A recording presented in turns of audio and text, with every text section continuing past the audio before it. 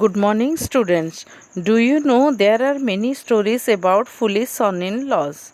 These stories are there in every language. Can any one of you tell us such a story? ପିଲାମାନେ ଆମେ ବୋକା ଜ୍ୱାଇଁ ପୁଅର ବହୁତ ଗୁଡ଼ିଏ କାହାଣୀ ଜାଣିଛନ୍ତି।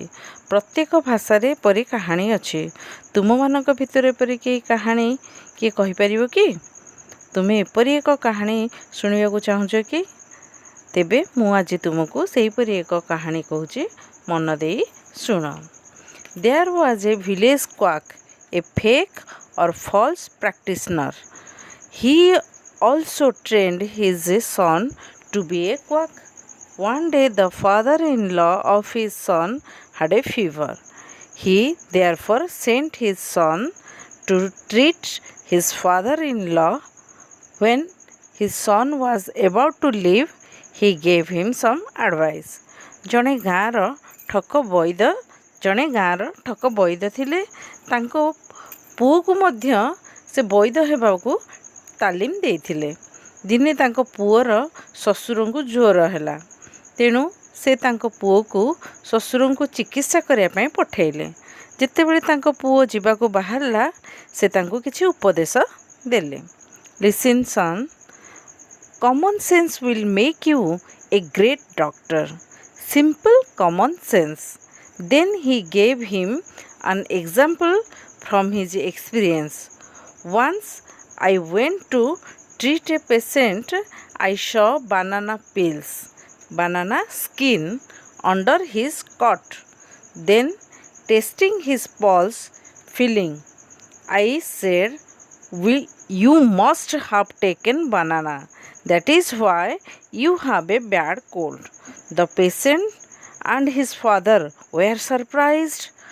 How could I tell from his pulse that he had eaten banana? In this way, using my common sense, I became a very famous doctor. Therefore, son, use your common sense. ଶୁଣ ପୁଅ, ଯେତେବେଳେ ପୁଅ ଶ୍ୱଶୁର ଘରକୁ ବାହାରିଲା ଯିବା ପାଇଁ, ଶ୍ୱଶୁରଙ୍କ ଚିକିତ୍ସା କରିବା ପାଇଁ, ସେତେବେଳେ ତାଙ୍କ ବାପା ତାଙ୍କୁ କିଛି ଉପଦେଶ ଦେଲେ। କହିଲେ, ଶୁଣ ପୁଅ, ସାଧାରଣ ଜ୍ଞାନ ତୋତେ ଜଣେ ବଡ଼ ବା ମହାନ ଡାକ୍ତର କରିଦେଇପାରିବ। କେବଳ ସରଳ ସାଧାରଣ ଜ୍ଞାନ। ତାପରେ ସେ ତାଙ୍କ ଅନୁଭୂତିରୁ ଗୋଟିଏ ଉଦାହରଣ ତାକୁ ଦେଲେ। ଥରେ ମୁଁ ଜଣେ ରୋଗୀର ଚିକିତ୍ସା କରିବାକୁ ଯାଇଥିଲି। ମୁଁ ତା'ର ଖଟ ତଳେ କିଛି କଦଳୀ ଚୋପା ପଡ଼ିଥିବାର ଦେଖିଲି। ତାପରେ ତା'ର ନାଡ଼ିକୁ ବା ନାଡ଼ିର ସ୍ପନ୍ଦନକୁ ପରୀକ୍ଷା କରି ମୁଁ କହିଲି, ତୁମେ ନିଶ୍ଚିନ୍ତ କଦଳୀ ଖାଇଛ। ଏଥିପାଇଁ ତୁମକୁ ବହୁତ ଜୋରରେ ଥଣ୍ଡା ହେଇଯାଇଛି। ରୋଗୀ ଓ ତା'ର ବାପା ଆଶ୍ଚର୍ଯ୍ୟ ହୋଇଗଲେ। ତା'ର ନାଡ଼ିର ସ୍ପନ୍ଦନରୁ କିପରି କହିପାରିଲି ଯେ ସେ କଦଳୀ ଖାଇଥିଲା ବୋଲି? ଏପରି ମୁଁ ମୋର ସାଧାରଣ ଜ୍ଞାନ ବ୍ୟବହାର କଲି। ମୁଁ ଜଣେ ବହୁ ପ୍ରସିଦ୍ଧ ଡାକ୍ତର ହୋଇଗଲି। ତେଣୁ ପୁଅ, ତୁ ମଧ୍ୟ ତୋର ସାଧାରଣ ଜ୍ଞାନ ବ୍ୟବହାର କର। The son went to his father-in-law. He saw him lying on a cot. Under the cot, a cat was sleeping. Now he wanted to use his common sense like his father to become famous. He took the pulse of his father-in-law for some time and pretended to think.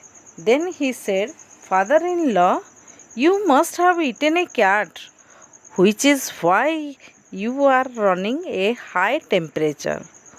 ପୁଅ ତା ଶ୍ୱଶୁର ଘରକୁ ଗଲା। ସେ ତାଙ୍କୁ ଏକ ଖଟରେ ଶୋଇଥିବାର ଦେଖିଲା। ଖଟ ତଳେ ଗୋଟିଏ ବିଲେଇ ଶୋଇଥିଲା। ବର୍ତ୍ତମାନ ସେ ତା'ର ସାଧାରଣ ଜ୍ଞାନକୁ ବ୍ୟବହାର କରିବା ପାଇଁ ଚାହିଁଲା। ଯେପରି ତା ବାପା ପ୍ରସିଦ୍ଧ ହୋଇଥିଲେ, ତା'ର ଅର୍ଥ ସେ ମଧ୍ୟ ତା ବାପାଙ୍କ ପରି ଯେମିତି ଗୋଟେ ପ୍ରସିଦ୍ଧ ଡାକ୍ତର ହେବା ପାଇଁ ଚାହିଁଲା।